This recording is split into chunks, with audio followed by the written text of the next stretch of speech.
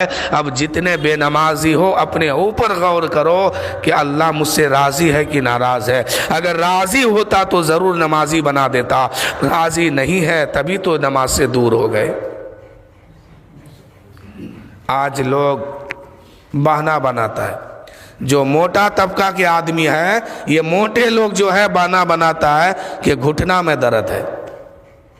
अब मर के कब्र में जाएगा तो फरिश्तों की मार ऐसे लगेगी कि पूरा जिस्म दर्द करेगा वहाँ फिर।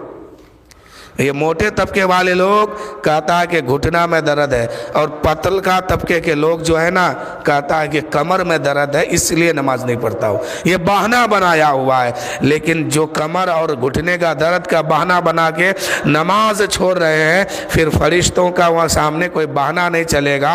अल्लाह का हुक्म होगा, फरिश्ते जब सज़ा देंगे तो इतना मारेंगे कि फिर सर से पैर तक दर्द ही दर्द होगा, चिल्लाना ही चिल्लाना होगा। ना कोई वहाँ आवाज़ सुनने वाला होगा, ना आह करने वाला होगा, कोई भी अफसोस करने वाला नहीं होगा। इसलिए अपने अमल को सजाइए। घुटना दर्द करता है करने दीजिए, कमर दर्द करता है करने दीजिए। आप खड़ा होकर नहीं पढ़ सकते, बैठ के पढ़िए, जैसे हो वैसे पढ़िए। मस्जिद नहीं आ सकते घर में पढ़िए, लेकिन नमाज माफ नहीं है। एक तबका के लोग और है इस कौम में कि 5 वक्त नमाज पढ़ता है, फजर में भी, जोहर में भी, असर में भी, मगरिब में भी, इशा में भी। 5 वक्त की नमाज ईमानदारी के साथ वो पढ़ता है रोज़ाना और मोहब्बत के साथ भी। लेकिन उसके घर के माहौल को जब झांक के देखेगा तो उसके घर में जितने लोग हैं, औरत मर्द सब बेनमाजी है उस घर में। ये भी कामयाब नहीं है। इसलिए कि आपके घर के जो बच्चे जिस पर नमाज फ़र्ज हो गई, अगर वो नमाज नहीं पढ़ता है, कल अल्लाह ताला क़यामत के दिन पूछेगा आपके बेटा से, आपकी बेटी से, आपकी बीवी से, या जो नमाज नहीं पढ़ते आपके घर के, उससे जब पूछेगा कि नमाज क्यों नहीं पढ़ा था, तो क्या आप उस वक्त वहाँ बचा लीजिएगा उसको जाके? किसी नमाजी की हिम्मत नहीं होगी कि बेनमाजी बेटा बेटी को जाके वहाँ बचा ले। इतनी भी हिम्मत नहीं होगी कि अल्लाह के सामने अपनी ज़बान खोले और कुछ सिफारिश करे। तो फिर इतना गाफिल क्यों है?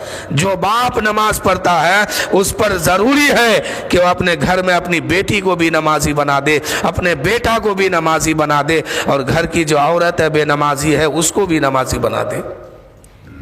आज मैं देखता हूँ ना, मस्जिद में 20 आदमी जो नमाज पढ़ता है ना, इस 20 आदमी के घर का माहौल देखेगा तो बामुश्किल किसी के घर में कोई नमाज पढ़ता होगा, वरना सब बेनमाजी उसके घर में है।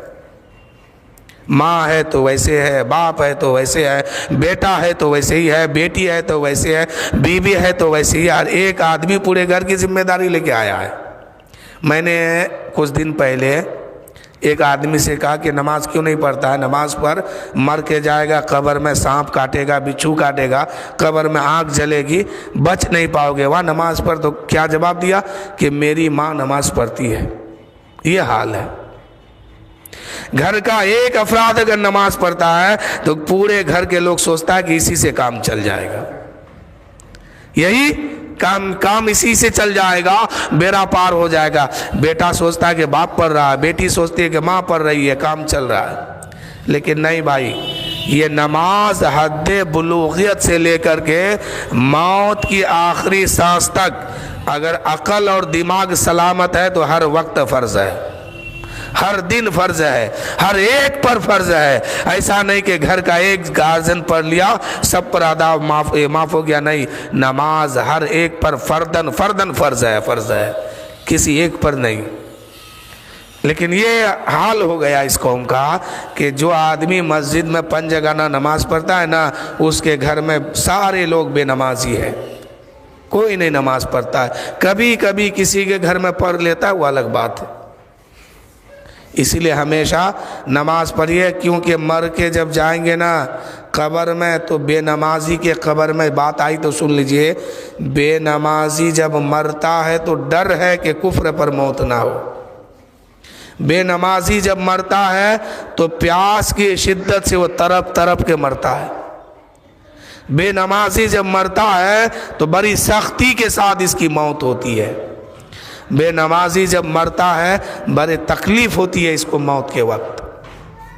और जब ये कब्र में जाता है, इस मैयत को कब्र में रख कर के लोग जब पलटते हैं तो अल्लाह के हुक्म से फरिश्ते उसके कब्र में आग जला देता है।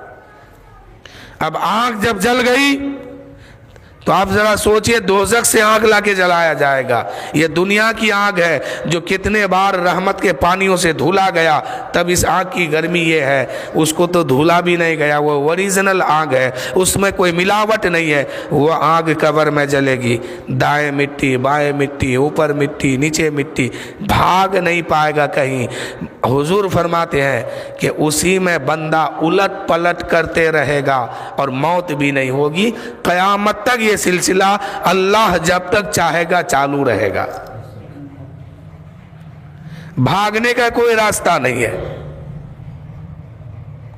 और वो आग ऐसी होगी कि ऐसा भी नहीं कि जलते जलते आपकी कब्र को खोल के वो बाहर निकलेगी, नहीं, कब्र ही के अंदर सीमित रहेगी वो। और भागने का कोई रास्ता नहीं, मौत भी नहीं आएगी, जिंदा रहना है उसमें। और अल्लाह के रसूल फरमाते हैं बेनमाजी उसी आग में उलट पलट करते रहेंगे। अब मैं यहाँ से एक बात कहता हूँ, अगर अपनी औलाद से सच्ची मोहब्बत है, दिखावा नहीं, अपने घर के लोग से सच्ची मोहब्बत है, अगर वो मर जाए उसकी मौत से अगर आपको अफसोस होगा तो वो काम आज कीजिए और उसको नमाजी बनाइए, वरना आप उस वक्त अफसोस करेंगे, आपके अफसोस से उसकी कब्र में आग नहीं बुझेगी।